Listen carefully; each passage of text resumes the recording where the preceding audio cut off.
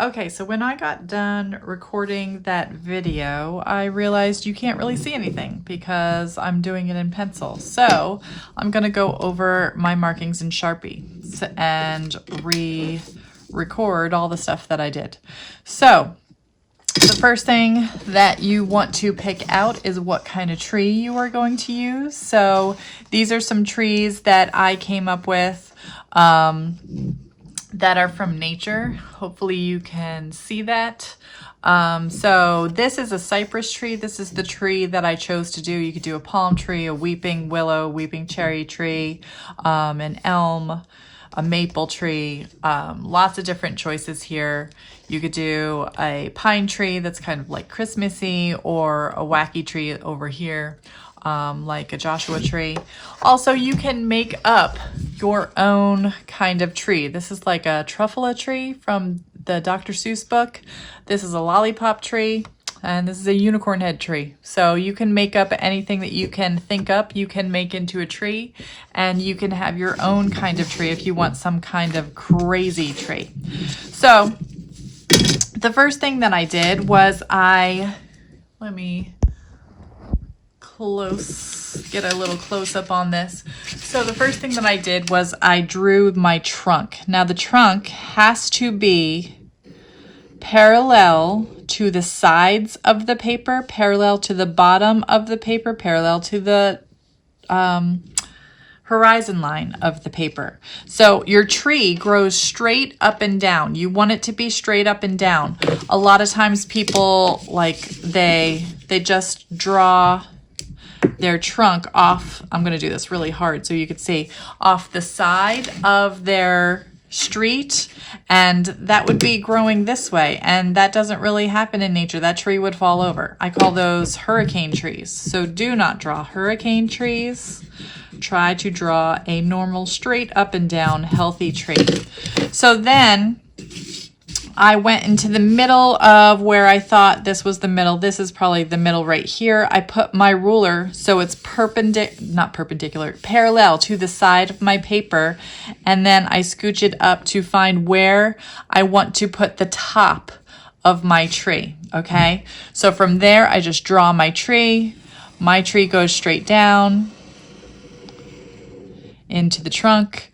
This comes off the page and then comes back on the page down here. Okay, so that is my first tree on the side of my sidewalk. If you don't have a sidewalk, you are doing it on the side of your street with just one corner of this rectangle touching the side.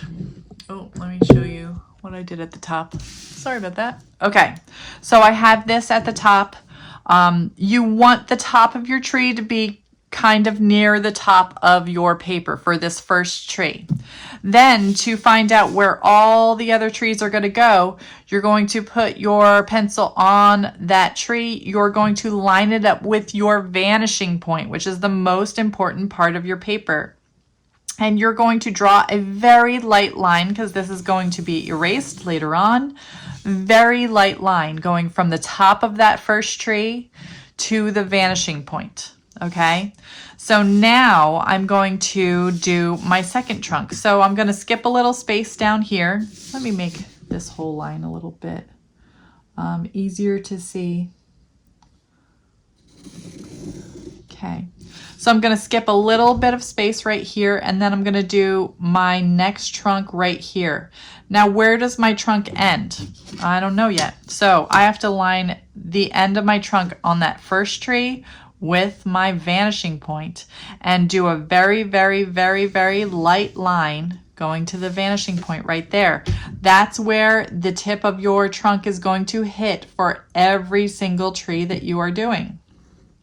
So the trunk is always straight up and down, parallel to the side of the paper, parallel to the bottom of the paper. Then this is the point. If you want to line it up so it's a straight up and down tree, you just line it up with the middle of that trunk and try to line it up so it's parallel to the side of your paper. Make a little mark on that top line that you did, and then draw your tree in between those lines. So I'm going to draw this tree. It's going to come down like that. I'm going to draw this part of the tree. Now this is going to go behind the tree that's in front of it, and that's fine. It's going to come back out over here and come back in there. Okay, so, oh, lost my little mic. So the next tree, I know that the trunk of the tree is going to hit right there. It's going to hit right there. I know that if I put that ruler in the middle of that trunk, I want the same amount of space here as down here. And this is about right, so I'm going to put my little dot right there. And then I'm going to draw my tree in between the trunk and the top of where all my trees are going to top out. That doesn't quite hit, and that's fine. That's fine. Okay, so my next tree trunk hits right here, hits right here, and then the top of the tree is probably going to hit right about here, and that's going to come down. I'm going to draw that middle of the tree in between those two lines. This goes behind that tree. It's okay that it's not perfectly spaced. Like this isn't the same amount of distance as this. These two trees are closer together, but I'm just guesstimating, so it's fine. Okay, this is going to hit there. This is going to hit there, just like all my other ones hit right in between. That's a little tilty. I tilted that a little. If this was a pencil, I would erase and make it a little more straight up and down. So then I'm going to go in the middle of that trunk. I'm going to hit it right here where that tree would hit the top. And I'm going to come down in the shape of my one tree. So you're only doing one kind of tree. You're drawing it as close to the same as you can draw it every single time. As you get further back in space, they are smaller and smaller. These trunks are closer and closer together as you get back in space.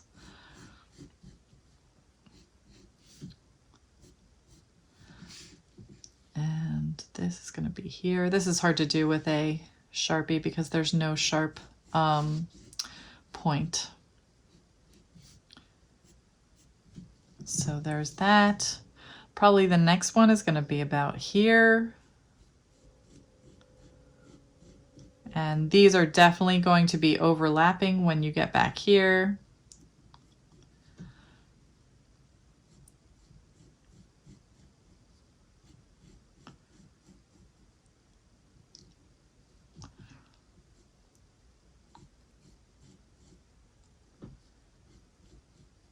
Just trying to fill in this back space.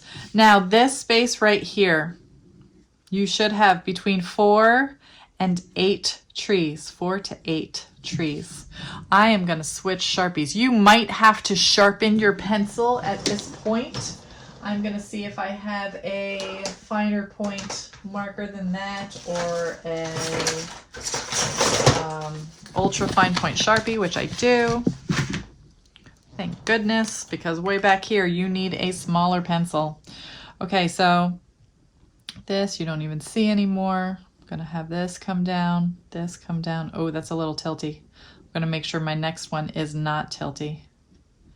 That's not very tilty. And then this one. And then this one.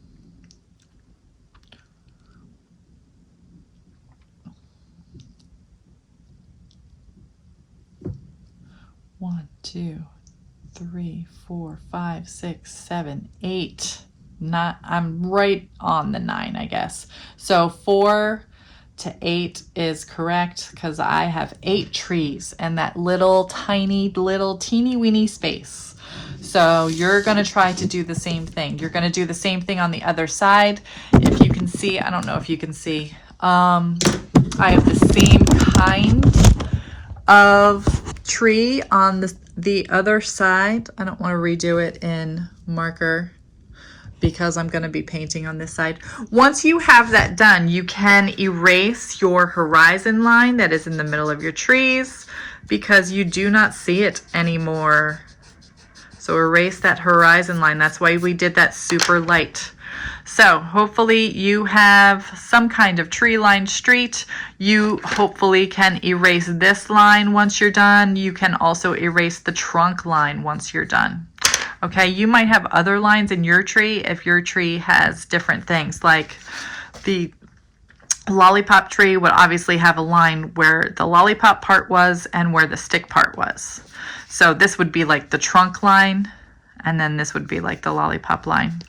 Other trees, like this kind of tree, this almost Christmas tree, it might have a line on each one of these things. You might have several lines on this if you wanted to line it up perfectly, or you don't have to.